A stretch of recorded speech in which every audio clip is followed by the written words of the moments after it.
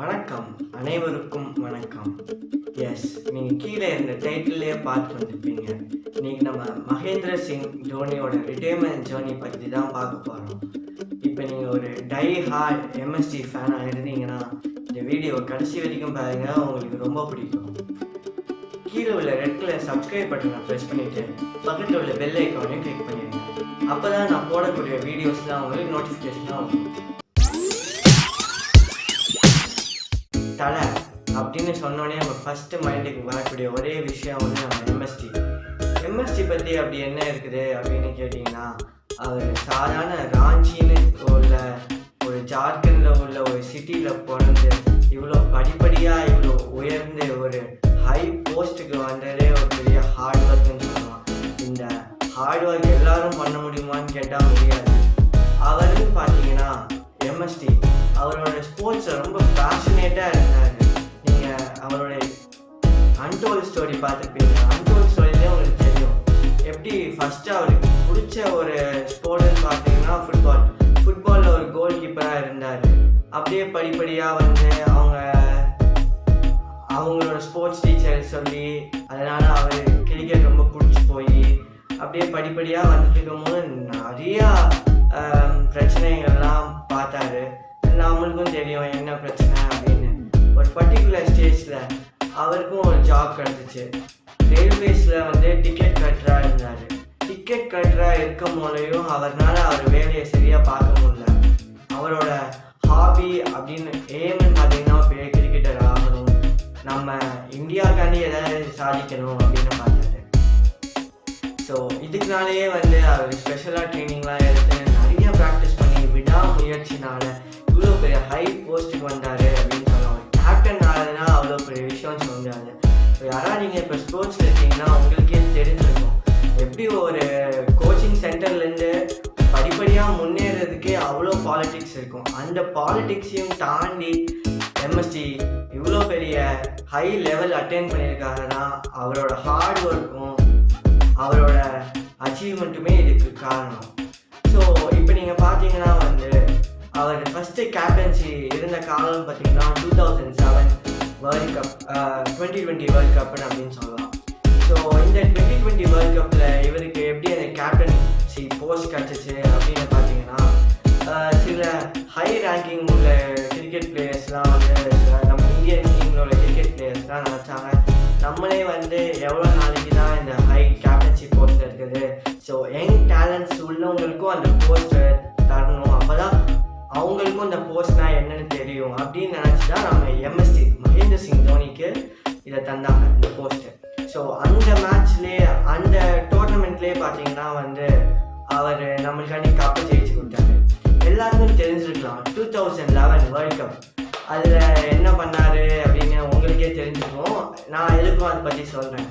2011 world கப்பில் last match உங்களுக்கு எல்லாரும் ஒரு நம்ம ஜெயிப்போமா அப்படின்னு இருந்த டைமில் ஒரு ஹெலிகாப்டர் 6 அடித்து நம்ம இந்தியாவே ஒரு எக்ஸாம்பிளாக மிச்ச கண்ட்ரிக்கெலாம் காமிச்சாரு. இதுவே நம்மளுக்கு ஒரு கிரிக்கெட் ஃபேனாக பெரிய ஃபேன் மூமெண்ட்டாக இருந்துச்சு. நம்ம சொல்லலாம் at that particular point of டைம்லேருந்து யாரெல்லாம் தோனியோட ஹேட்டராக இருந்தாங்களோ அதுக்கப்புறம் தோனியோட ஃபாலோவராக ஆனாங்க. ஸோ தலை ஆல்வேஸ் தலை தான். இதுக்கப்புறம்னு பார்த்தீங்கன்னா நம்ம 2015 வேர்ல்டு கப்புக்கும் போனோம். ஆனால் நம்ம நினச்ச மாதிரி அது எதுவும் ஒர்க் அவுட் ஆகலை. அதுக்கப்புறம் போன வருஷம் நடந்த 2019 வேர்ல்டு கப் யாருக்கெல்லாம் ஞாபகம் இருக்குன்னு தெரியல. அந்த ரன் அவுட் 2019 வேர்ல்டு கப் செமிஃபைனல்ஸில் அந்த ரன் அவுட்டை மறக்கவே முடியாது. ஒரு மில்லி செகண்டில் வந்து தோனி அவுட் ஆகிட்டாங்க அப்படின்னு நினைக்கும் போதே அப்படியே மனசெல்லாம் அப்படியே அந்த சிச்சுவேஷனை எப்படி எக்ஸ்பிரஸ் பண்ணுறதுனே தெரியல. பெரிய ஒரு லாஸ் ஆன மாதிரியே இருந்துச்சு.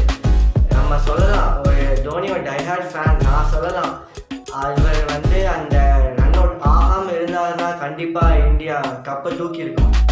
அதே மாதிரி பார்த்தீங்கன்னா அந்த மேட்ச் தான் அவர் கடைசியாக ஆடினாருன்னு சொல்லலாம் இந்தியாக்காண்டி. இப்போ இவ்வளோ பண்ணிட்டு நம்ம கேப்டன் கூலை பற்றி அவர் ஸ்டம்பிங்கை பற்றி சொல்லாமல் இருக்க முடியுமா? எல்லாரும் சொல்கிற ஒரு விஷயம்னு பார்த்தோன்னா அவர் மின்னல் வேகத்தில் ஸ்டம்பிங் பண்ணுவார் அப்படின்னு சொல்லுவாங்க. நீங்களும் வந்து டிவிலையும் பார்த்துருக்கலாம், ஸ்டேடியம் போயும் பார்த்துருக்கலாம். ஸோ அவர் மின்னல் வேகத்து ஸ்டம்பிங் இந்த மாதிரி இது வரைக்கும் யாரும் பண்ணதில்லைன்னு சொல்லலாம். அவர் ஸ்டம்பிங்கில் உள்ள டேலண்ட்டும் பேட்டிங்கில் ஆல்ரவுண்டிங், அவர் யாரெல்லாம் நீங்கள் எம்எஸ்சி பவுலிங் போட்டு பார்த்துருக்கீங்க. அவர் பவுலிங் போட்டு வந்து ஒரு கொஞ்சம் டைம் தான் நம்ம பார்த்துருப்போம். அவர் பிகினிங் ஸ்டேஜஸில் போட்டு நிறையா பார்த்துருப்பீங்க. அப்புறம் சில டைம் போக போக வந்து அவர் வந்து விக்கெட் கீப்பிங்கும் பேட்ஸ்மேன்லேயும் ரொம்ப கான்சன்ட்ரேட் பண்ண ஆரம்பிச்சிட்டாருன்னு சொல்லலாம். ஸோ நம்ம கேப்டன் கூல் பற்றி இன்னொன்று விஷயம் சொல்லணும்னா, டிஆர்எஸ் அப்படின்னா எல்லாருக்கும் தெரிஞ்ச ஒரே விஷயம் ரெவ்யூ சிஸ்டம். ஆனால் நம்ம கேப்டன் கூல் வச்சு லிங்க் பண்ணி சொல்லணும்னா தோனி ரெவ்யூ சிஸ்டம் அப்படின்னு சொல்லுவாங்க. அது ஏன் தோனிக்கு மட்டும் தனியான ரெவ்யூ சிஸ்டம் அப்படின்னு பார்த்தீங்கன்னா அப்படின்னு இல்லை. ஒரு விக்கெட் ஆக போகுதுன்னா தோனி ஒரு ரெவ்யூ தந்துட்டாருனாவே அது வந்து 99% வந்து தோனி சொல்கிறது மட்டும்தான் கரெக்டு அப்படின்னு நம்ம தெளிவாக பிலீவ் பண்ணலாம். ஸோ ஒரு 1%ல் அது அங்கே இங்கேயும் மிஸ் ஆகலாம். 99% வந்து நம்ம தலை சொல்கிறது தான் என்றைக்குமே ஜெயிக்கும். ஸோ நம்ம ஒரு ஃபேனாக வந்து ஒரு அந்த பர்டிகுலர் டைமில் ஒரு ரிவ்யூ கேட்டாருன்னா நம்மளுக்கு தோன்ற விஷயம் நம்ம தலை சொல்லிட்டாருடா, அதனால் விக்கெட்டு தாண்டா அப்படின்னு சொல்லி நம்ம நிம்மதியாக இருப்போம்.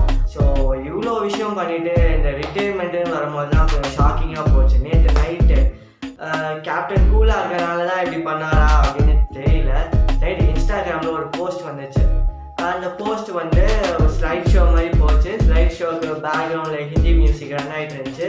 கீழே டிஸ்கிரிப்ஷன்லாம் பார்த்தீங்கன்னா ரிட்டையர்ஸ் ஃப்ரம் கிரிக்கெட் அந்த மாதிரி வந்துச்சு. டைம் போட்டாங்க 1929 அப்படின்னு. அந்த அவர் என் பண்ணும் போதும் ரயில்வே டைம் போர்டு தான் என் பண்ணியிருக்காரு. ஏன்னா அவர் பிகின் பண்ண ஜேர்னியும் ரயில்வேல தான் டிக்கெட் கட்டுறா இருந்தார். என் பண்ணும் போதும் அந்த ரயில்வே டைம் 1929 அப்படின்னு போட்டு ஹவர்ஸ் அப்படின்னு போட்டு அவரோட ரிட்டைர்மெண்ட்டை அஃபிஷியலாக டிக்ளேர் பண்ணியிருக்காரு. அப்பயே நீங்கள் நினச்சிக்கலாம் அவர் எல்லா விதமான கிரிக்கெட் ஃபார்ம்ஸ்லையும் ரிட்டையர் ஆக போகிறாரா அப்படின்னு. ஆனால் வந்து நம்மளுக்கு தெரியும் நம்ம தலை தோனி சென்னையில் இருக்காரு. சென்னை சேப்பாக் ஸ்டேடியத்தில் ப்ராக்டிஸ் பண்ணிருக்காரு. ஸோ நம்மளுக்கு தெரிஞ்ச ஒரே விஷயம் இன்டர்நேஷ்னல் கிரிக்கெட்லேருந்து மட்டும் தான் ரிட்டையர் ஆகிருக்காரு. நம்ம இந்தியன் ப்ரீமியம் லீக்லேருந்து ரிட்டையர் ஆகலை. ஸோ நம்மளுக்காண்டி எல்லோ யூனிஃபார்மில் எல்லோ ஜெர்சியில் நம்மளுக்காண்டி விளையாடுவாருன்னு சொல்லலாம். நம்ம ஹெலிகாப்டர் ஷாட்டை பார்க்க தான் போகிறோம். ஸோ நீங்கள் வந்து ஃபீல் பண்ணிக்க வேண்டாம் யாரும் இந்த மாதிரி அவர் இன்டர்நேஷ்னல் கிரிக்கெட் ரிட்டையர் ஆகிட்டாருன்னா அவர் ஜஸ்ட் இந்தியன் ப்ளூ ஜெர்சிலேருந்து மட்டும்தான் வெளியில் ரிட்டையர் ஆகிருக்காரு. ஆனால் நம்ம சென்னை மஞ்சக்களை ஆல்வேஸ் விசில் போடு. அதனால் வந்து யாரும் ஃபீல் பண்ணிக்க வேண்டாம். ஸோ இது வந்து ஒரு ஹார்ட் டு டைஜஸ்டான விஷயம்தான் ஒரு டைஹார்ட் தோனி ஃபேனா. ஸோ எல்லாருக்கும் சொல்லிக்கிற ஒரே விஷயம் நம்ம கேப்டன் கூல் மாதிரி இருக்கணும். ஒரு ஹார்ட் ஒர்க் பண்ணணும். நம்ம விஷயத்தில் பேஷனேட்டாக இருக்கணும். பேஷனேட்டாக இருந்தால் நம்ம ஒரு லெவல் நம்ம ஏதாவது ஒரு விஷயத்தை அச்சீவ் பண்ணால் கூட ஒரு பெரிய இன்ஸ்பிரேஷனாக இவர் எடுத்துக்கணும். எவ்வளோ பேருக்கு ஞாபகம் இருக்குன்னு தெரியல. அவங்க சின்ன வயசில் நீங்கள் கேட்டுப்பாங்க அவங்க ஸ்கூல்ஸ்லலாம் உங்களுக்கு வந்து யார் மாதிரி ஆகணும், யார் வந்து ஃபேமஸ் பர்சனாலிட்டி அப்படின்னு. ஒரு 50 ஸ்டூடெண்ட்டில் 40 ஸ்டூடெண்ட்ஸ் சொல்கிற விஷயம் என்ன பார்த்தீங்கன்னா தோனி மாதிரி ஆகணும். அதுக்கு நம்ம டீச்சர் கேட்டிருப்பாங்க ஏன் எதுக்காண்டி தோனி மாதிரி ஆகணும் அப்படின்னு. ஆனால் நம்மளுக்கு ஆன்சரே வந்திருக்காரு. நம்ம சொல்லியிருப்போம் எனக்கு ரொம்ப பிடிக்கும் தோனி மாதிரி ஆவேன் அப்படின்னு. ஸோ இந்த வீடியோ உங்களுக்கு பிடிச்சிருக்குன்னு நினைக்கிறேன். நம்ம எம்எஸ்சி பற்றி ஜேர்னி ஃபுல்லாக பேசணும். அதே மாதிரி உங்களுக்கு வீடியோ பிடிச்சிருந்துச்சுன்னா லைக் பண்ணுங்கள், உங்கள் ஃப்ரெண்ட்ஸ்க்கெலாம் ஷேர் பண்ணுங்கள், எம்எஸ்சி ஃபேன்ஸ்க்கெலாம் ஷேர் பண்ணுங்கள். So have a nice